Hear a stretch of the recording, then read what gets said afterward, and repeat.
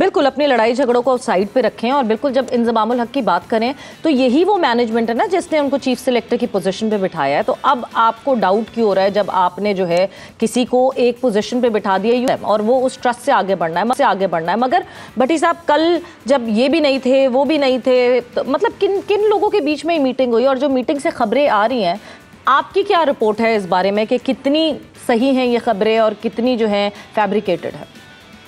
देखें, हर खबर के पीछे कुछ ना कुछ कहानी तो होती है। हर बार मीडिया को ये इल्ज़ाम दे देना कि मीडिया झूठ बोल रहा है, गलत खबरें फैला रहा है, भाई आप इतना मौका क्यों दे रहे हैं? लेकिन मैं आपको बताऊं, मुझे चेयरमैन भूल गए, पता नहीं कौन सा दौर था, वो चेयरमैन कहते थे कि यार यहाँ बैठ के आप टीम सिलेक्ट करें, मुझसे अप्रूवल लें और अनाउंस कर दें। आपने टीम को होल्ड किया, सुबह मीडिया में कहानी आ जाएंगी। ये वो दौर था जब अभी television channels, social media, digital media नहीं आया था।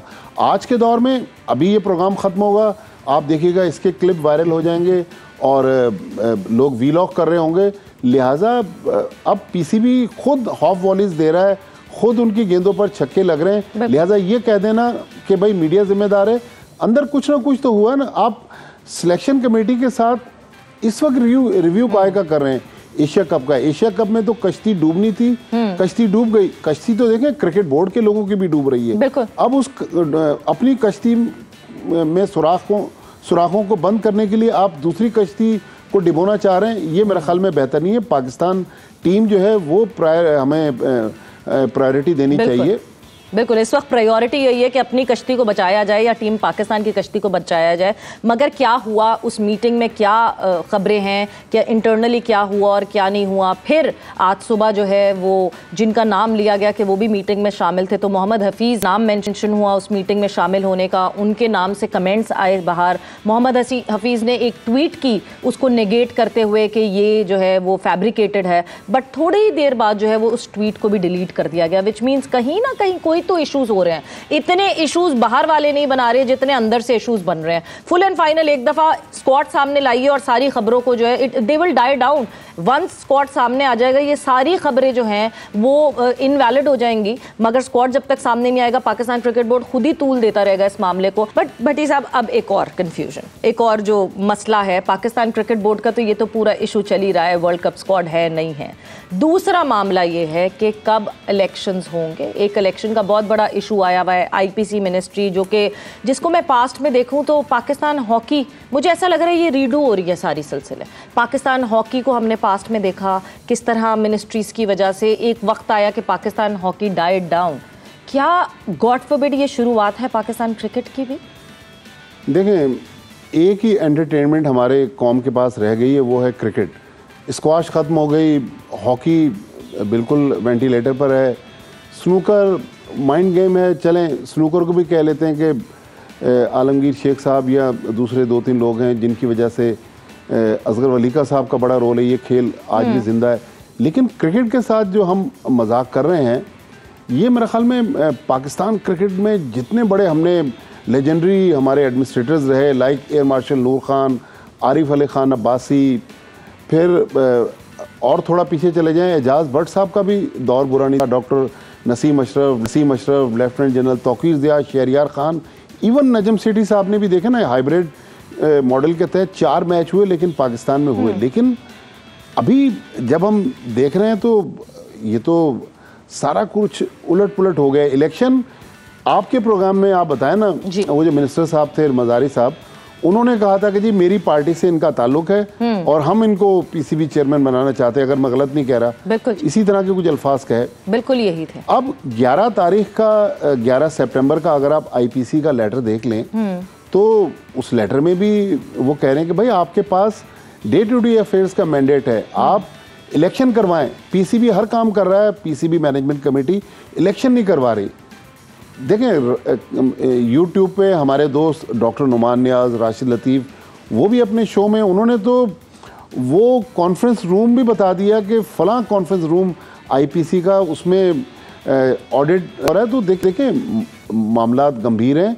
अगर या तो सेफ एग्जिट दिया जा रहा है ज़का साहब को, क्योंकि ज़का साहब जो हमने सुना है कि वो इलेक्शन नहीं लड़ पा रहे, क्योंकि डिग्री का इशू है, जो उनके पास डिग्री है उसके मुताबिक उन्होंने बैचलर्स डिग्री उनके पास नहीं है।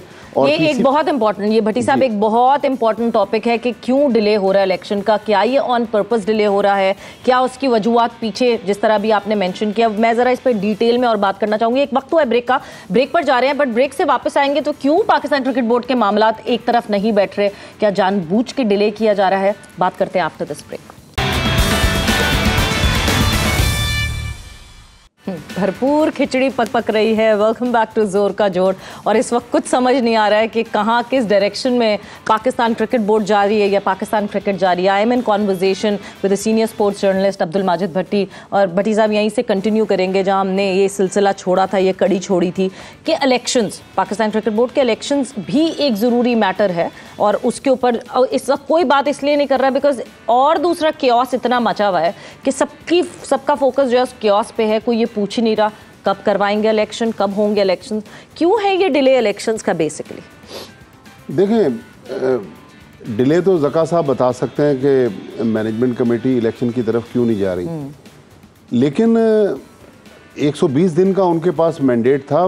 मेरे ख्याल में तीसरा महीना अब स्टार्ट हो गया उनका, 4 या 5 नवंबर को तो उनके 120 दिन कंप्लीट हो जाएंगे। उसके बाद या तो फिर नजम सेठी साहब की तरह एक और एक्सटेंशन मिलेगा, लेकिन जिस तरह बार बार याद दहानी की खतूत लिख रहा है आईपीसी, तो मुझे तो लग रहा है कि वो काफ़ी मुश्किल में है। और सुनने में ये आ रहा है कि अगर उन्होंने नवंबर के फर्स्ट वीक तक ये इलेक्शन ना करवाए, बल्कि पीसीबी ने कह दिया कि एडजुडिकेटर जो हैं, जो इलेक्शन कमिश्नर भी उनके साथ हैं, उनसे कहा गया कि भाई आप इस सिलसिले में इंटरवीन करें। मुझे लग रहा है, जो मुझे सुनने में आ रहा है कि जो इलेक्शन कमिश्नर है उनको कायम मकाम पीसीबी चेयरमैन बनाकर उनको 15 या 20 दिन का जो भी टाइम फ्रेम होगा उसकी जिम्मेदारी दे के फिर आईपीसी खुद इलेक्शन करवा देगा। एक और चेयरमैन तब्दील होगा, यानी मतलब ये पिछले 1 साल में गिनती खत्म होती जा रही है। समझ नहीं आ रहा, टाइमिंग गलत है ना, कि पहले जब हुआ वो एशिया कप सर पे आ गया और एशिया कप के 4 मैचेस पाकिस्तान ने होस्ट करने थे, वहाँ भी तब्दीली मुनासिब नहीं थी।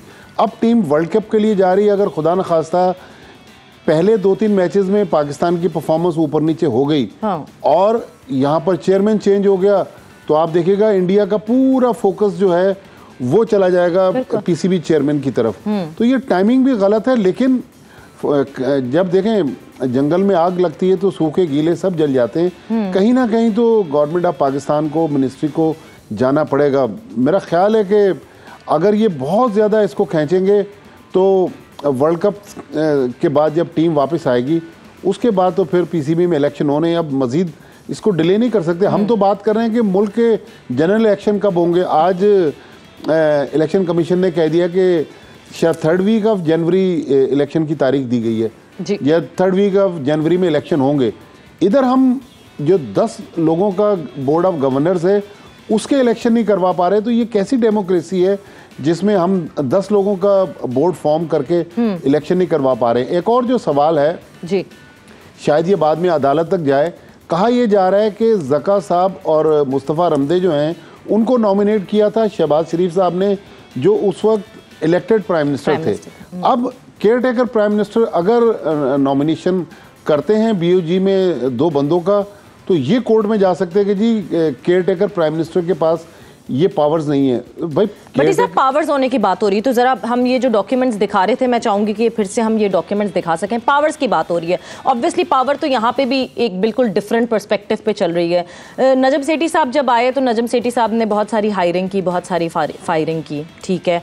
उनका जब लेटर पढ़ा जाता है, जो उनकी तैनाती का जो लेटर था, उसमें उनके पास जो है वो ऑप्शन था, उनके पास जो है एग्जीक्यूटिव पावर्स थी।